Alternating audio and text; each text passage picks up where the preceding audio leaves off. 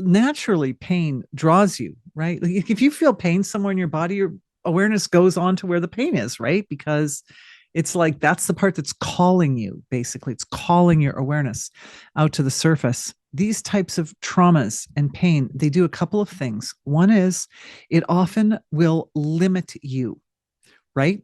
If you've got a difficult, if you have a pain somewhere or something goes wrong physically, or even if the trauma or hardship is happening in some other area of your life, it kind of sets up a boundary. Oh, I can't go visit that person anymore, or I can't call them because the relationship is too painful. And so, right. So like boundaries and limitations are set up by hardships and trauma. And those boundaries and limitations naturally elicit a response of rest. If it's in the physical body, obviously you get sick, you take some time, you figure out a way, if you can, if you're not a mom, you figure you figure out a way to rest. And if the boundary or limitation is somewhere in the social field or something to do with maybe losing a job or whatever it is, then that part, all that investment that you had in that thing, steps back and has to rest. It is the state of rest that brings the awareness and the senses of perception inward toward the divine. But also giving something a rest creates a context around that that allows some restructuring. It allows the change. So change is happening in all parts of creation all the time, but it allows the change to be more smoothly imposed upon that area when that area is resting, because it kind of goes into like neutral mode, right? Letting go, letting go.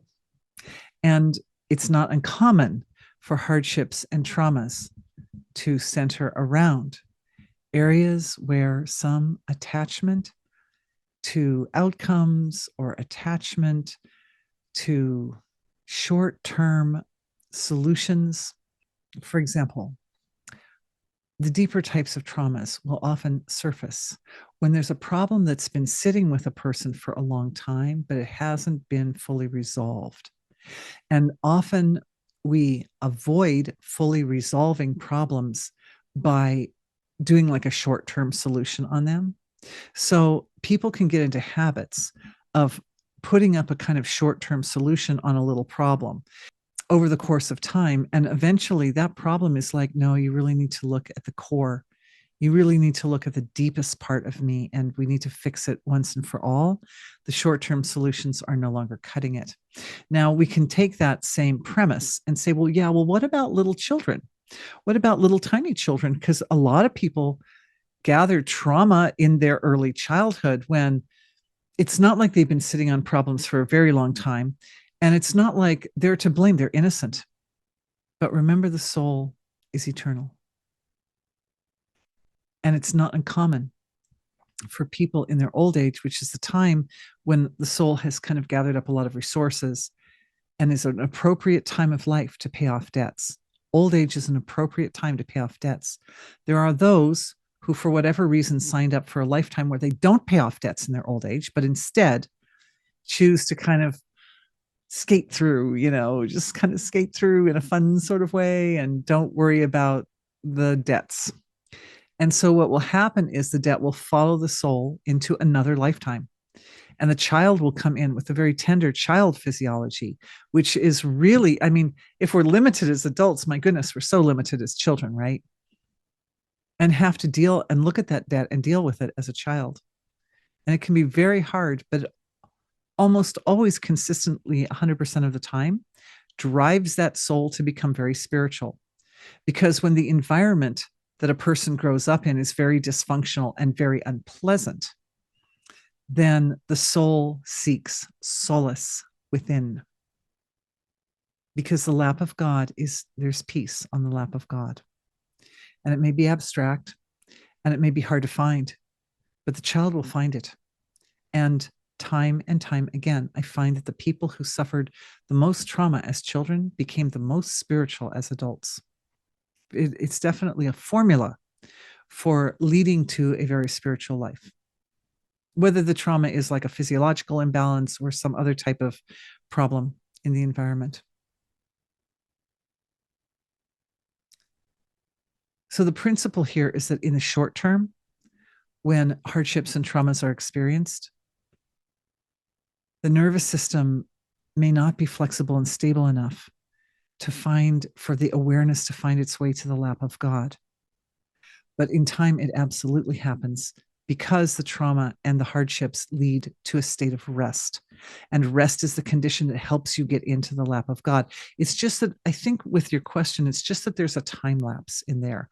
So again, let's look for a minute and just see if we can find a way to smooth it up. Yeah. Find a way to help the nervous system comfortably navigate those hardest of all moments.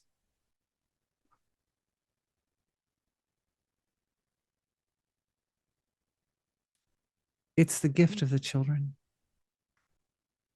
Children are less invested in their physiologies when they're little than when they get older.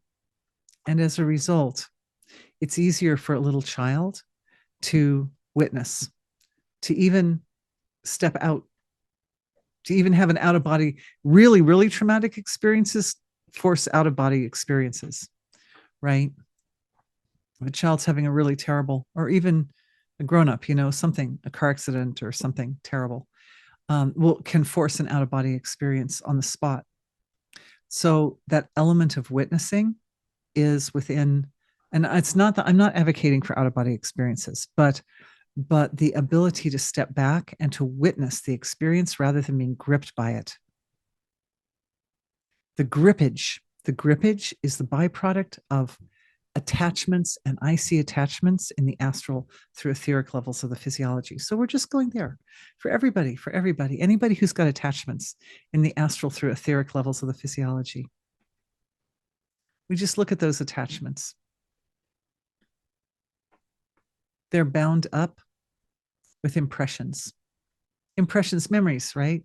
Memories and impressions of the past of, it was so, ice cream is so yummy or something, something, I did something that was so much fun. So I want to go back and do it again. There's like a cycle of experience, impression, and desire. And that comes from Maharishi. Experience, impression, desire, that cycle. And one can get gripped into that cycle of experience, impression, and desire again, again, again. So what we're doing is we're stepping back and witnessing the cycle in the field of the physiology. And it's actually physiologically locked into it's locked into the body in the form of the production of various types of neurochemicals, both by the gut and in the nervous system and in the organs. Patterns and habits of producing particular types of neurochemicals in response to certain types of experiences. Remember, there's a level of ourselves where every experience is kind of on equal footing. It just is. Experience just is, whether we define it as pleasant or we define it as unpleasant. And it's that place of recognizing that experience just is that allows the individual to navigate every moment of this life more gracefully without being gripped by any of it, the pleasant or the unpleasant, no grippage.